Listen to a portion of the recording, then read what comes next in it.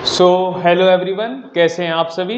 आज का हमारा वीडियो होने वाला है हमारे अगले पॉलिटिकल थिंकर के ऊपर, जिनका नाम है John Locke. He is known as father of liberalism. He is one of the modern most सबसे प्रसिद्ध मॉडर्न फेमिनिस्ट्स में से एक हैं। He inspired two revolutions in two different continents. One was French Revolution and other was American Revolution. He means basically his ideas inspired these two revolutions. ठीक है, चलिए इनके बारे में पढ़ना शुरू करते हैं। इतना महान व्यक्तित्व है इनका। जॉन लॉक का जन्म हुआ था इंग्लैंड में। मैं हर वीडियो में कहता हुआ आया हूँ, किसी भी थिंकर को समझना है तो वो जब पैदा हुआ तो उसके सराउंडिंग की जो कंडीशंस थी, basically political conditions, social conditions, वो कैसी थी, तो आप लगभग आइडिया लग सकता है कि इसके ऐसे व्यूज़ क्यों हैं। इनका जन्म हुआ 1632 में इंग्लैंड में। यूनाइटेड किंगडम बेसिकली तब टसल चल रही है पार्लियामेंटेरियंस के बीच और मोनार्क गवर्नमेंट के बीच, बेसिकली किंग वर्सेस पार्लियामेंट चल रहा है। जॉन लॉक शुरू से ही मेडिसिन में इंटरेस्टेड थे, ग्रीक लैंग्वेज में इंटरेस्टेड थे, फिलॉसफी में इंटरेस्टेड थे, केमिस्ट्री में इंटरेस्टेड थे। देख रहे हो आप, हम लोगों को किसी एक सब्जेक्ट में इंटरेस्ट नहीं आता है, and he is interested in wide area of study. ऐसा क्यों होता है, ये थोड़ा ऑफ टॉपिक जा रहा हूँ मैं। जब हम पढ़ाई पैसे के लिए करते हैं ना, टू अर्न द मनी, तो फिर हम इंटरेस्ट लेते भी नहीं, हम कोशिश भी नहीं करते कि हमें किसी चीज़ में इंटरेस्ट आए। ठीक है, जो व्यक्ति पढ़ने के लिए पढ़ता है उसको बहुत हाई चांसेस हैं कि बहुत नंबर ऑफ सब्जेक्ट्स में इंटरेस्ट आ जाएगा। वही जॉन लॉक के साथ है। खैर बहरहाल, ठीक है। अब इनके जो मेजर वर्क्स हैं, पहला है two treaties on government. Basically इसमें इन्होंने डिस्कस किया है कि ह्यूमन नेचर कैसा है, सोशल कॉन्ट्रैक्ट क्या है, सब हम पढ़ेंगे अभी। और बाकी क्रिटिसिज्म ऑफ रॉबर्ट फिल्मर, इससे शुरू करेंगे। ये हमारा पहला टॉपिक होने वाला है। Let's start with criticism of Robert Filmer.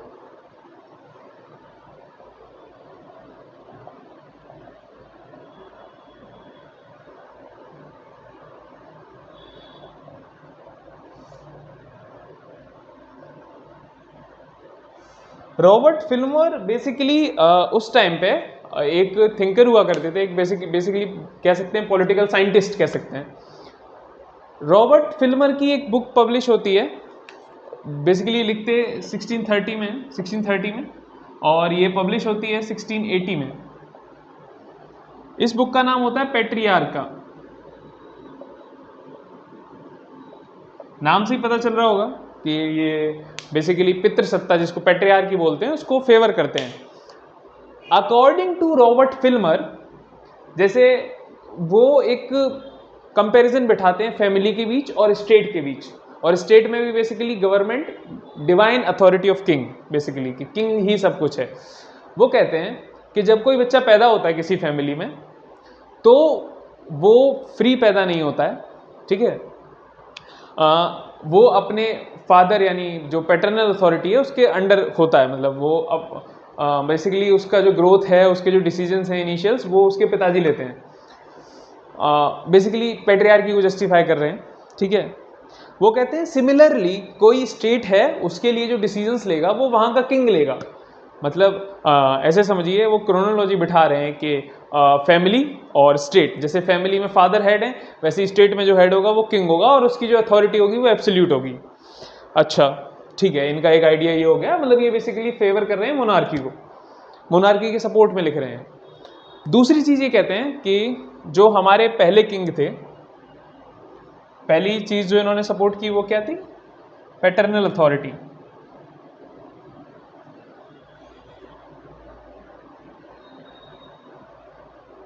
दूसरी चीज़ ये कहते हैं, जो आदम या एडम, जो भी आप बोलें, ये पहले किंग थे, और ये हायरार्की जो किंग्स की है वो वहीं से चली आ रही है, बेसिकली एडम से। ठीक है, तो ये डिवाइन है, we should obey the king. अब इंग्लैंड की सिचुएशन क्या है कि पार्लियामेंटेरियंस जो हैं वो कॉन्ट्रैक्ट करके गवर्नमेंट बनाना चाहते हैं आपस में। क्या लगता है आपको, रॉबर्ट फिल्मर कॉन्ट्रैक्ट को सपोर्ट करेंगे कि अपोज करेंगे? तो ये जो सोशल कॉन्ट्रैक्ट बना ना, जो पार्लियामेंटेरियंस लगे पड़े हैं कि ऐसी गवर्नमेंट होनी चाहिए, कॉन्स्टिट्यूशनल गवर्नमेंट होनी चाहिए, लिमिटेड गवर्नमेंट होनी चाहिए, एब्सोल्यूट पावर नहीं होनी चाहिए गवर्नमेंट के पास, ठीक है। तो रॉबर्ट फिल्मर इसका अपोज करते हुए कहते हैं, basically he opposed social contract. According to Robert Filmer, आपने कॉन्ट्रैक्ट तो बना लिया, उस कॉन्ट्रैक्ट पे क्या सभी लोग एग्री करेंगे? मतलब कैसी गवर्नमेंट होनी चाहिए, आपने कॉन्ट्रैक्ट बना लिया, तो बेसिकली जो गवर्नमेंट जो क्राउड होगा वो दो पार्ट्स में डिवाइड हो जाएगा। एक मेजोरिटी होगी जो उस गवर्नमेंट को सपोर्ट कर रही होगी कि ऐसी गवर्नमेंट होनी चाहिए, एक माइनॉरिटी होगी जो उस गवर्नमेंट के अपोज में होगी कि नहीं, हमें ये नहीं चाहिए। तो रॉबर्ट फिल्मर कहते हैं तो जो माइनॉरिटी है या जो वुमेन है या जो चिल्ड्रन है जिन्होंने कॉन्ट्रैक्ट में पार्टिसिपेट नहीं किया है, बेसिकली उनको तो फिर कॉन्ट्रैक्ट ओबे नहीं करना चाहिए क्योंकि उन्होंने पार्टिसिपेट किया ही नहीं है। दूसरी चीज रॉबर्ट फिल्मर कहते हैं इस कॉन्ट्रैक्ट के बारे में, जो कॉन्ट्रैक्ट हुआ है कि ऐसी ऐसी गवर्नमेंट होनी चाहिए, कि जो फ्यूचर जनरेशंस हैं, जो आने वाली जनरेशंस हैं, वो क्यों ओबे करें इस कॉन्ट्रैक्ट को, वो अपने फोर फादर्स के कॉन्ट्रैक्ट को क्यों ही ओबे करें, उन्होंने तो साइन किया नहीं है, ठीक है। सो रॉबर्ट फिल्मर के जो व्यूज हैं वो एक और है कि जो हेरिडिटरी है, हेरिडिटी बेसिकली राजा का बेटा राजा, ठीक है, प्रॉपर्टी का ट्रांसफर भी ऐसे ही, इस चीज को वो जस्टिफाई करते हैं कि ये ठीक है, इसमें कोई प्रॉब्लम नहीं है, ठीक है। ये इनके व्यूज थे रॉबर्ट फिल्मर के। अब जॉन लॉक जो अपनी किताब लिखते हैं, जो उनकी फर्स्ट क्रिटिसाइज होती है गवर्नमेंट पे, वो बेसिकली रॉबर्ट फिल्मर को क्रिटिसाइज करते हैं, जॉन लॉक। अब इनका क्रिटिसिज्म पढ़ेंगे।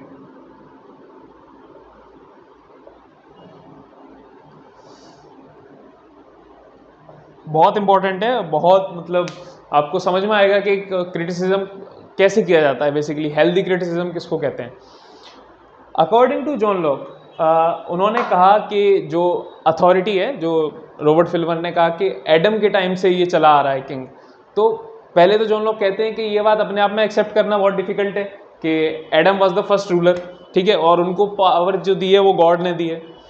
दूसरी चीज वो कहते हैं जॉन लॉक कि आपने बोला कि एडम के टाइम से चला आ रहा है रूल और ये हेरिडिटरी है, तो कहते हैं कि एडम का जो रियल सक्सेसर है वो फाइंड करना कितना डिफिकल्ट है कि कौन राजा होगा। उसके बाद जॉन लॉक कहते हैं, ये पहला क्रिटिसिज्म एडम का हो गया। पैटर्नल अथॉरिटी की जहां तक बात आती है कि घर में जो पिताजी होते हैं वो हेड होते हैं, जो पितृसत्ता है, ये बड़ा अच्छा लगा, मतलब मुझे पर्सनली ये जो क्रिटिसिज्म था कि आप जैसे हम सब घर में पैदा हुए तो पिताजी ने हमारे इनिशियल डिसीजंस लिए, कुछ फैमिली में बेसिकली पेरेंट्स ने हमारे डिसीजन लिए। जब हम पैदा हुए क्या हम इतने मैच्योर थे कि अपने डिसीजंस ले सकें? मतलब हम क्योंकि इस लायक नहीं है कि हम अपनी कंसेंट दे सकें, इसलिए हमारे पेरेंट्स हमारे डिसीजन ले रहे थे। बट जब स्टेट बना, जो गवर्नमेंट बनी स्टेट की, वो तो इक्वल्स पे रूल कर रही है ना, government basically ruling on the equals, तो इसमें तो इक्वल्स हैं, वो कंसेंट दे सकते हैं, दे आर सब्जेक्ट। तो he rejected this paternal authority view. और वो एक बात कहते हैं कि जो बेसिकली जो चिल्ड्रन है वो पेरेंट्स को एब्सोल्यूट अथॉरिटी मान रहे हैं, वो तब तक मान रहे हैं क्योंकि पेरेंट्स उनके लिए कुछ ड्यूटीज पूरी कर रहे हैं, पेरेंट्स की कुछ ड्यूटी है उनके प्रति।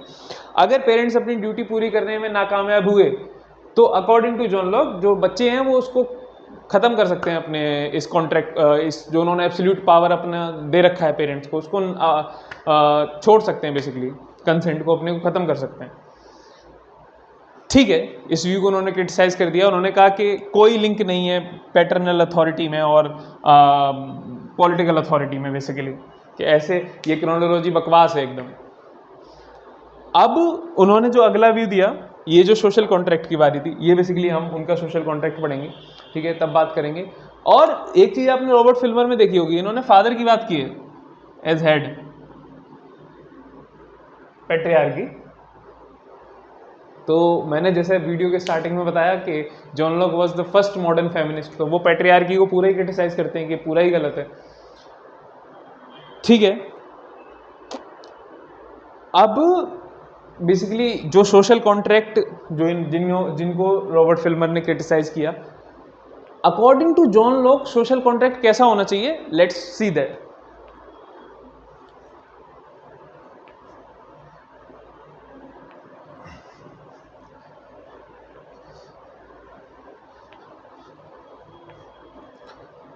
अच्छा, सोशल कॉन्ट्रैक्ट से पहले बेसिकली बात करते हैं ह्यूमन नेचर की, कि according to John Locke human nature कैसा है।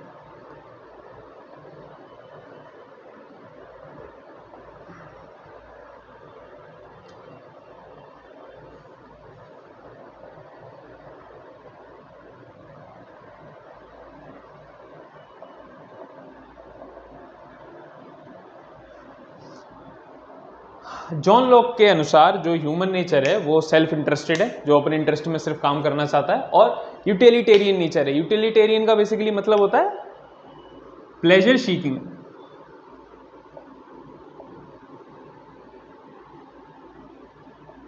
And avoiding pen.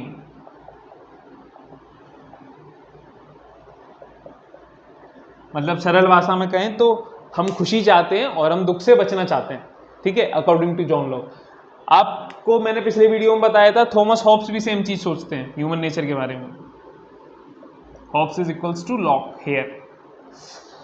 सेकंड जो व्यू है जॉन लॉक का ह्यूमन नेचर के ऊपर, वो ये है कि ह्यूमन नेचर पीसफुल है,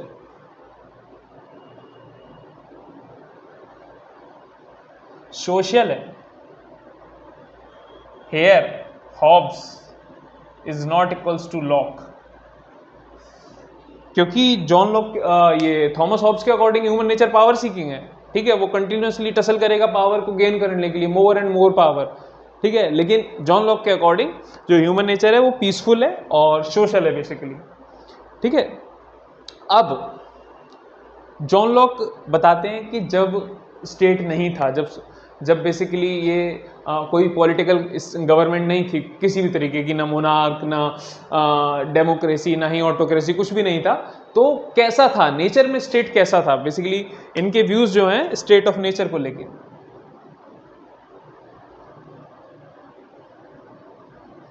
जो जॉन लॉक का स्टेट ऑफ नेचर है ना, कि प्रकृति का जो राज्य है उसमें हम कैसे रह रहे होंगे, वो प्री पॉलिटिकल है, कि पॉलिटिकल अथॉरिटी तो नहीं थी, but it is not pre social, it is pre political but not pre social. ये डिफरेंस आपको समझ आया। थॉमस हॉब्स के अकॉर्डिंग जो स्टेट ऑफ नेचर था वो प्री पॉलिटिकल भी था, प्री सोशल भी था। सरल भाषा में समझिए कि जब शुरुआत हुई होगी तो थॉमस हॉब्स ऐसा मानते हैं कि हम लोग सोशल भी नहीं थे, सामाजिक भी नहीं थे, और हम लोग पॉलिटिकल भी नहीं थे। तो हम कैसे जी रहे होंगे कि हम अपने प्लेजर के लिए किसी के साथ कुछ भी करने के लिए तैयार होते होंगे, ऐसा थॉमस हॉब्स का मानना है। जॉन लॉक के अकॉर्डिंग हम प्री पॉलिटिकल मतलब थे, कि हम राजनीति नहीं समझते थे तब, लेकिन हम प्री सोशल नहीं थे। हम बेसिकली जो लॉ ऑफ नेचर के जो लॉ हैं उनसे गाइडेड रहते थे, और ऐसे नहीं थे कि हम किसी को भी मार रहे हैं, कुछ भी कर रहे हैं, ठीक है। तो ये डिफरेंस है बेसिकली जो लॉक का स्टेट ऑफ नेचर है और जो थॉमस हॉब्स का स्टेट ऑफ नेचर है, ठीक है। और फीचर्स देखने की कोशिश करते हैं। जो इनका स्टेट ऑफ नेचर है ना, इसमें लोगों के पास एब्सोल्यूट फ्रीडम है, और जैसा कि मैंने बताया अभी कि जो ह्यूमन बीइंग्स है अकॉर्डिंग टू जॉन लॉक, वो सोशल भी हैं और पीसफुल भी हैं। तो जो स्टेट ऑफ नेचर है वो बहुत ही अच्छा था, स्टेट ऑफ स्टेबिलिटी भी था बेसिकली कह सकते हैं।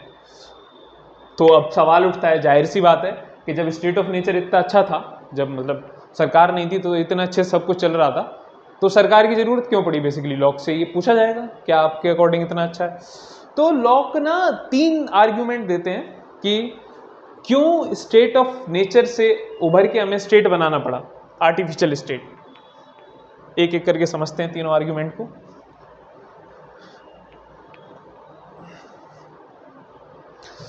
लॉक कहते हैं कि corruption was there, state of nature में करप्शन था। सेकेंड थिंग, जो नेचुरल लॉज हैं जिससे स्टेट ऑफ नेचर गाइडेड था, सब लोग अपने अपने हिसाब से उसको इंटरप्रेट कर रहे थे, कि मैंने अपने हिसाब से मान लिया कि नेचुरल लॉ ये है, नेचुरल लॉ ये है। कोई अनबाइस्ड जज नहीं था,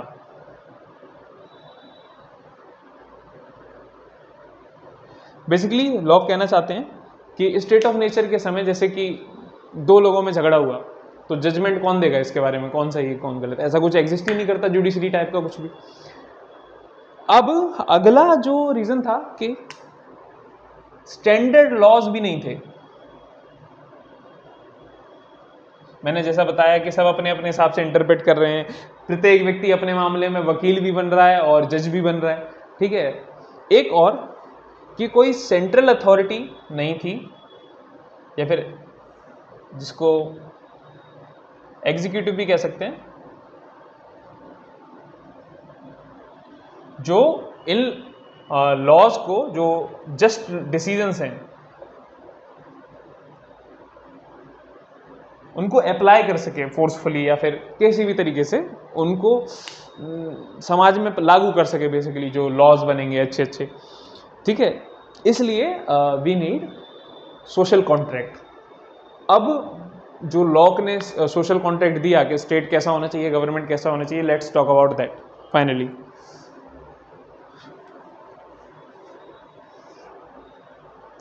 locks social contract.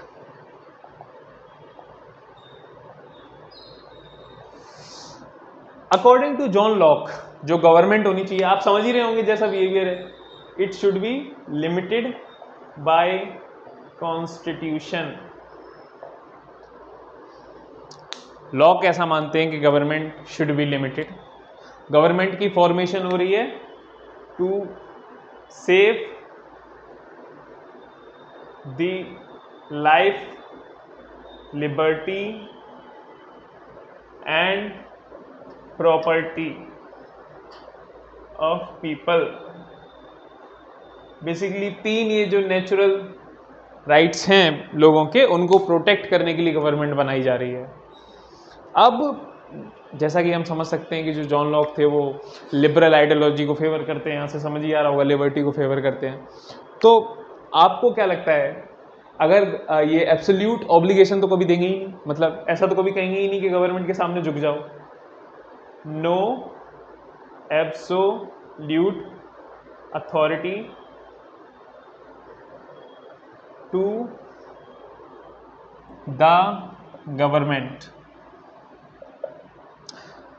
Another thing, public and private sphere divide.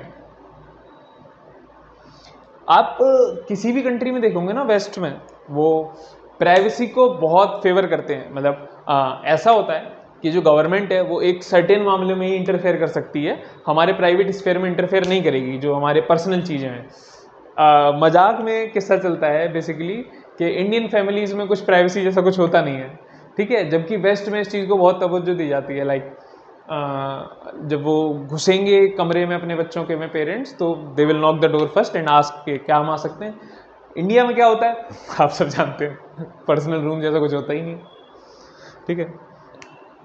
अब ये जो हम बेसिकली टॉपिक पर वापस आते हैं, public and private sphere exist करना चाहिए।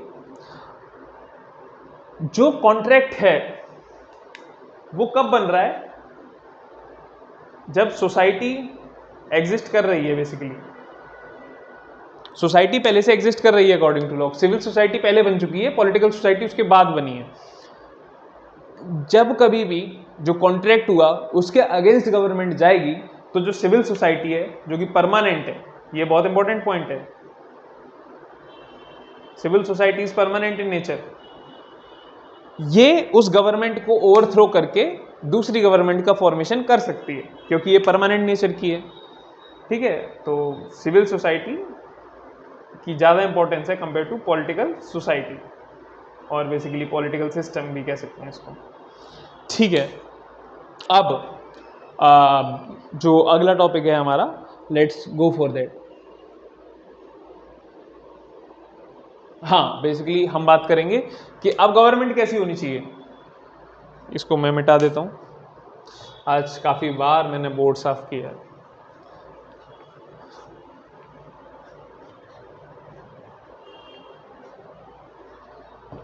नेचर ऑफ पॉलिटिकल पावर के बारे में बात करेंगे।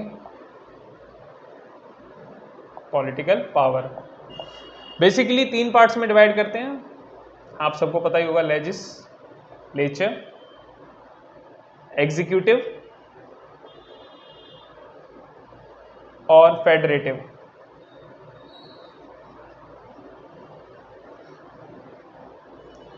समझने की कोशिश करिए, ये तीसरा अलग है। आप सोच रहे होंगे कि यहाँ पे जुडिशरी हो गया, नहीं ऐसा नहीं है लॉ के टर्म्स में।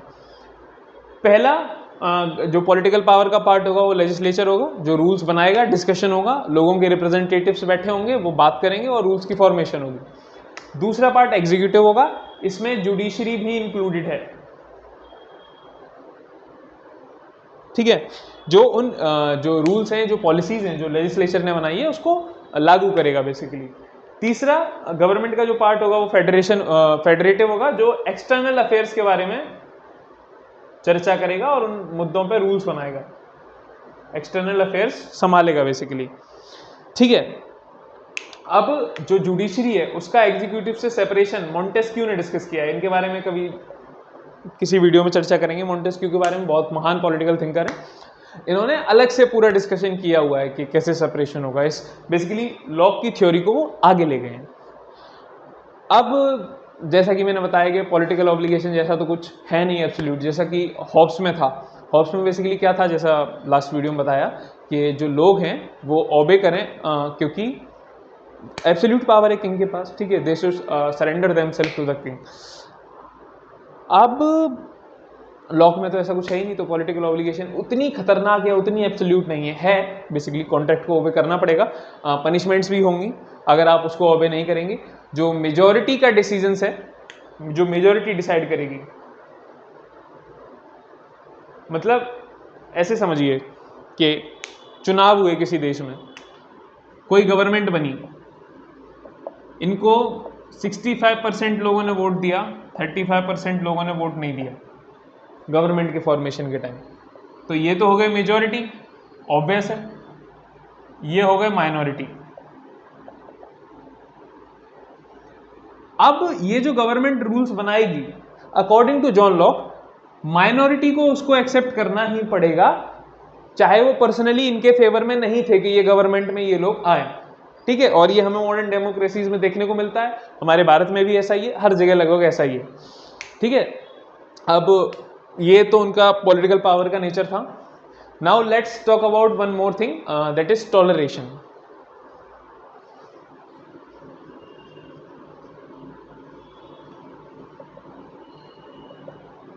जॉन लॉक की जो रिलीजियस और पॉलिटिकल फिलॉसफी है ना, वो बहुत लिबरल है, ठीक है। वो कभी भी नहीं चाहते कि किसी देश में एक ही धर्म हो या फिर सरकार एक ही धर्म को प्रमोट करे, ठीक है, रिलीजियस यूनिफॉर्मिटी पे काम करे, नहीं। पब्लिक प्राइवेट स्फीयर उन्होंने पहले ही डिवाइड कर रखा है कि जो प्राइवेट स्फीयर है उसमें हम नहीं बोलेंगे, और अकॉर्डिंग टू जॉन लॉक जो रिलीजियस है वो प्राइवेट स्फीयर का पार्ट है, ना कि पब्लिक स्फीयर का। जबकि अच्छा, ये बहुत बड़ा डिफरेंस है डेवलपिंग कंट्रीज और डेवलप्ड कंट्रीज के बीच, कि जो जैसे हम विकासशील देश हैं, हम जो हमारी बर्थ आइडेंटिटी ऑब्सेशन है ना, धर्म जाति, जो बहुत ही व्यक्तिगत चीज़ें हैं, उनके नाम पर ही वोट डाल के जाते हैं, उनको सार्वजनिक बना के। जबकि पश्चिमी देशों में ऐसा नहीं होता, वेस्ट में ये चीज़ नहीं है कि वो इन मुद्दों पर वोट डाल रहे हैं। तो थोड़ी सी मेच्योर डेमोक्रेसी उसको कह सकते हैं कंपेयर टू अवर्स। हम भी बहुत मेच्योर हैं, हमारे आसपास वाले देशों को देख के लगता है कि सही जगह पैदा हुआ हूँ मैं, ठीक है। अगर इधर उधर मामला फंस गया होता तो ये वीडियो ही नहीं बना रहा होता मैं, ठीक है। तो लेकिन हाँ, अभी भी हम बहुत कुछ सीख सकते हैं, कर सकते हैं, और ये हमें एक्सेप्ट करना चाहिए, वरना सीखेंगे कैसे। तो टॉलरेशन की जहाँ तक बात है, वो बहुत ही हाईली टॉलरेबल गवर्नमेंट बनाते हैं इन टर्म्स ऑफ रिलीजन और प्राइवेट स्फेयर्स बेसिकली, ठीक है। अगला इनका जो टॉपिक होने वाला है, जो बहुत ही इंपॉर्टेंट टॉपिक है, I think one of the most important view of John Locke, that is on property.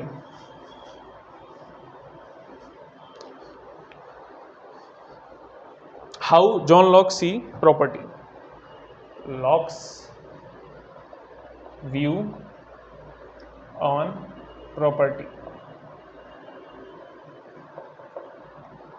अच्छा, मैंने अभी थोड़ी देर पहले ही बताया था कि according to John Locke property is natural right, तो इसको थोड़ा डिटेल में पढ़ते हैं। ऐसा क्यों?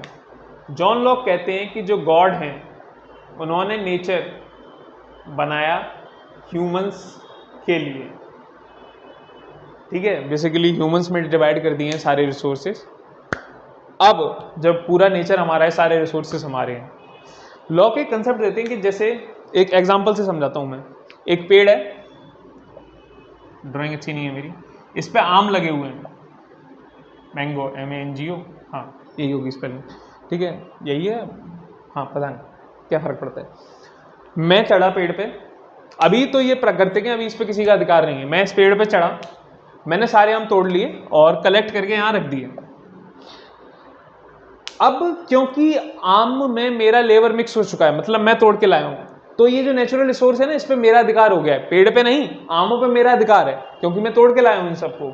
लॉ यही कहते हैं कि जो नेचर में रिसोर्सेज दिए हैं, अगर उसके साथ हम अपना लेबर मिक्स कर दें, लेबर प्लस रिसोर्सेज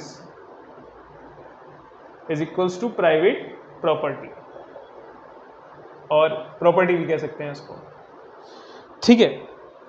कि अभी तक मेरा कुछ भी नहीं था, क्योंकि मैंने आम चढ़ के तोड़े तो वो आम मेरे हो गए, मैंने लेबर मिक्स किया। जॉन लॉक, इसको क्रिटिसिज्म भी बहुत मिलेगा इस वी को, अभी बताऊंगा क्रिटिसिज्म भी।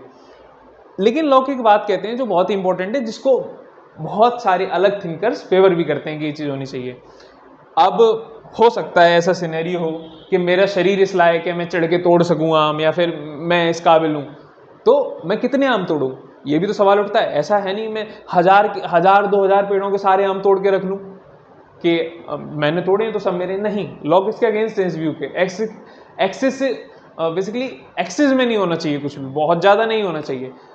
मैं सिर्फ उतने ही चीज़ का अधिकारी हूँ जितना मुझे चाहिए। लोग कहते हैं मोरली मेरे पे ये बात डाल रहे हैं कि मैं सिर्फ उतना ही रखूँ जिसके बाद औरों के लिए भी बहुत कुछ बचे, मैं इतना ना जाऊँ कि औरों के लिए कुछ बचे ही नहीं, ठीक है। तो ये बहुत ही अच्छी बात है। दूसरी चीज़ जो कहते हैं कि अब ठीक है, ये तो तब की बात है जब पैसा नहीं था, money as a mode of exchange नहीं था, क्योंकि अब money as a mode of exchange है तो मैं जितना चाहूँ उतना रख सकता हूँ, क्योंकि किसी को कोई प्रॉब्लम नहीं होगी। मैं पैसा तो कितना भी रख सकता हूँ जॉन लॉक के अकॉर्डिंग। ये जो व्यू है ना प्रॉपर्टी के ऊपर, कि जो बताया है कि इस पे मेरा अधिकार है, आपको नहीं लगता ये कैपिटलिज्म की नींव डाली जा रही है, बेसिकली पूंजीवाद की नींव डाली जा रही है कि मैंने तोड़ा है तो सिर्फ मेरा ही अधिकार है, ठीक है। ये प्राइवेट प्रॉपर्टी बेसिकली कैपिटलिज्म की नींव मानी जाती है। क्रिटिसिज्म मिलेगा, मैकफर्सन क्रिटिसाइज करते हैं जॉन लॉक को ये कह के कि ये पोजेसिव इंडिविजुअलिज्म है, इनकी पूरी थ्योरी प्रॉपर्टी की पोजेसिव इंडिविजुअलिज्म के ऊपर है। बेसिकली कहने का अर्थ ये है कि जैसे आपने इंडिविजुअल को तो अधिकार दे दिया प्रॉपर्टी का, लेकिन कम्युनिटी राइट्स की आपने कोई बात ही नहीं की, तो कम्युनिटेरियंस इनको क्रिटिसाइज करेंगे कि समूह के कुछ अधिकार हैं उनके बारे में कोई बात नहीं है, समूह के प्रति आपकी जो ड्यूटी है, आपके जो कर्तव्य है उसके प्रति कोई बात नहीं की। तो बेसिकली ये इन पे क्रिटिसिज्म भी मिलता है जॉन लॉक को।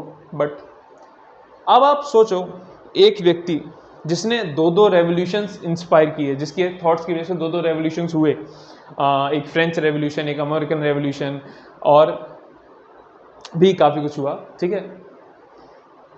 ऐसे व्यक्ति को पढ़ना कितना ज़्यादा महत्वपूर्ण है, जो डेमोक्रेसी का बेसिकली एक तरीके से फादर ऑफ डेमोक्रेसी भी कह सकते हैं, है नहीं, मैं बस कह रहा हूँ, विरोध मत करना इस बात पर। मतलब फादर्स बेसिकली कुछ जो बेस बिल्डर्स हैं डेमोक्रेसी के, जिन्होंने नींव डाली है डेमोक्रेसी की, उनमें से जॉन लॉक वाज वन, ठीक है। तो अगले वीडियो में हम बात करेंगे JS मिल के बारे में, जो हमारे अगले पॉलिटिकल थिंकर हैं।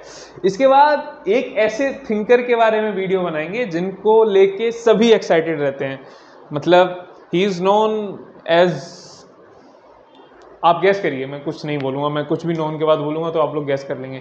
एक वीडियो JS मिल के ऊपर होने वाला है, जो उसके बाद का वीडियो होने वाला है। देख रहे हो, मैं एक वीडियो बाद की बात कर रहा हूँ, कितना इंपॉर्टेंट थिंकर होगा वो जिसके ऊपर ये वीडियो होगा।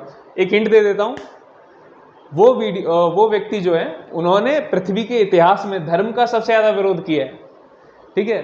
तो कमेंट करके बताइए कि कौन है वो जिनके ऊपर वीडियो होने वाला है। तब तक के लिए have a good day, bye bye.